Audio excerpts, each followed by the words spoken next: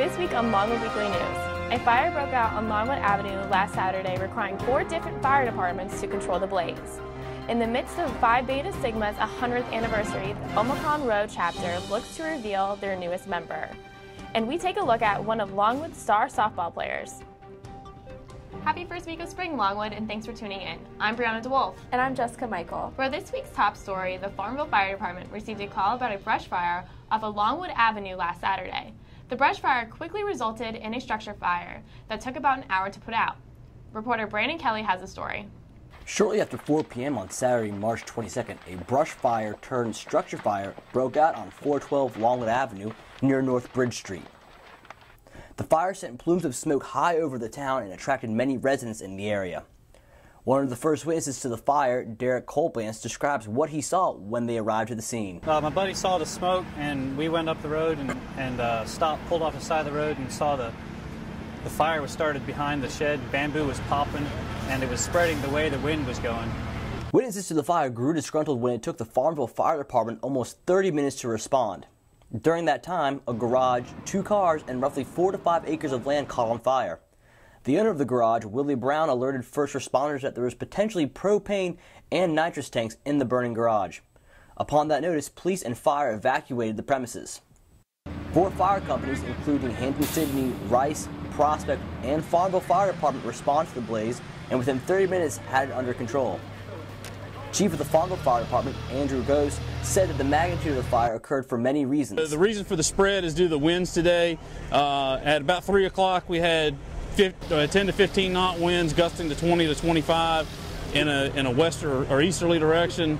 It spread the fire, and that's why it climbed the hill to the back and got into the bamboo over here. It was determined the fire was started by a juvenile who started a small brush fire which quickly got out of hand and spread to the garage. No charges have been issued as the investigation is still ongoing with the Virginia Department of Forestry. Chief Ghost said although the fire has been put out, the potential for another field fire in this area due to the dry vegetation is still very high risk. For Longwood Weekly News, I'm Brandon Kelly.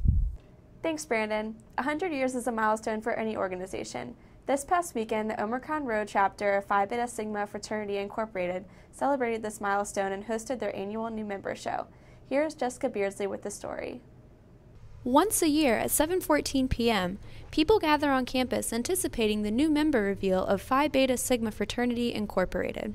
If you go in Army time, military time, 7 is 19, so you say 1914, and that 1914 was the year we were founded. So we try to put every program at that time.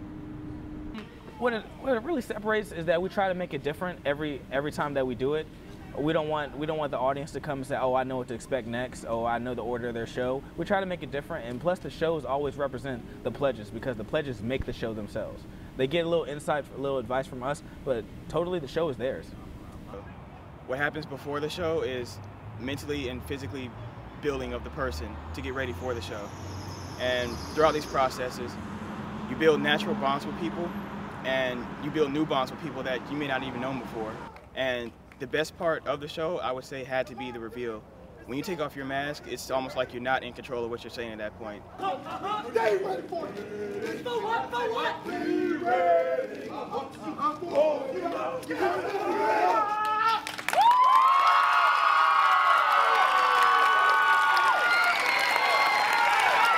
I'll be honest with you, when I was first told that I was going to be a solo, I felt as if the weight of the world was on my shoulders because I had to uphold these ideals and uphold what so many men before me represented by myself.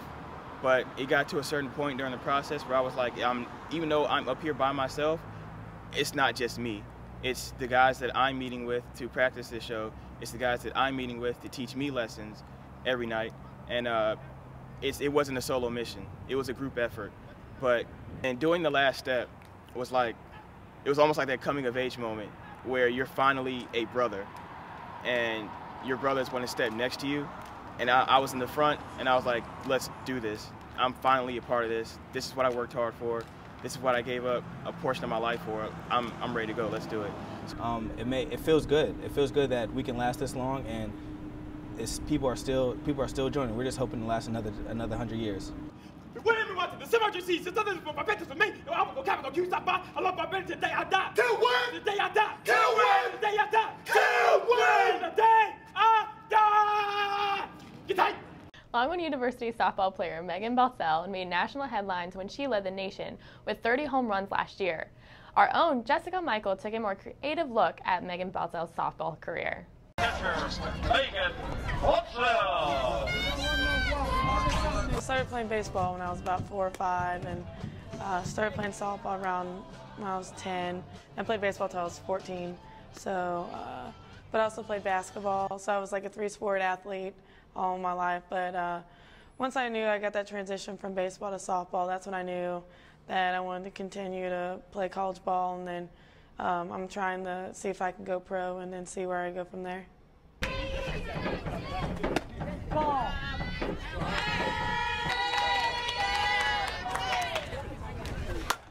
All Division I is where we wanted to be, and I couldn't be no more prouder. She just pushes and pushes and pushes. She's pushed every year since she's been here, so I'm really proud of her.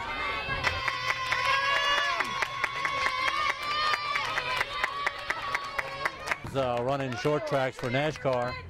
My number was 99. So Megan, when she come out of high school, she come down here, and I said, well, Megan, just run 66. And I said, when you look down, it'll be the 99 number, which I gave up short track racing to go play baseball and softball with Megan. So it's been a blast ever since. I had 3 home runs in our first 2 games, so I knew, I was like, man, I'm starting good. This might be a really good season for me. Caught by surprise for 30 home runs, and you have to understand that in our history of our program, 16 home runs was the most that we had ever had in one season. And so to think about somebody leading the country, I don't ever think that entered my mind until she was actually in the process of doing it. I definitely want to work with softball the rest of my life, because I just love the game. I have a passion for it, and I just want to help like girls like me and my age when I'm older, just try and get every single ounce of effort and work ethic out of them, because if they love the game as much as I did, then I'd want to stay in it as well. That's all for Longwood Weekly News. Make sure you tune in next week. I'm Jessica Michael. And I'm Brianna Dewell. Have a great week.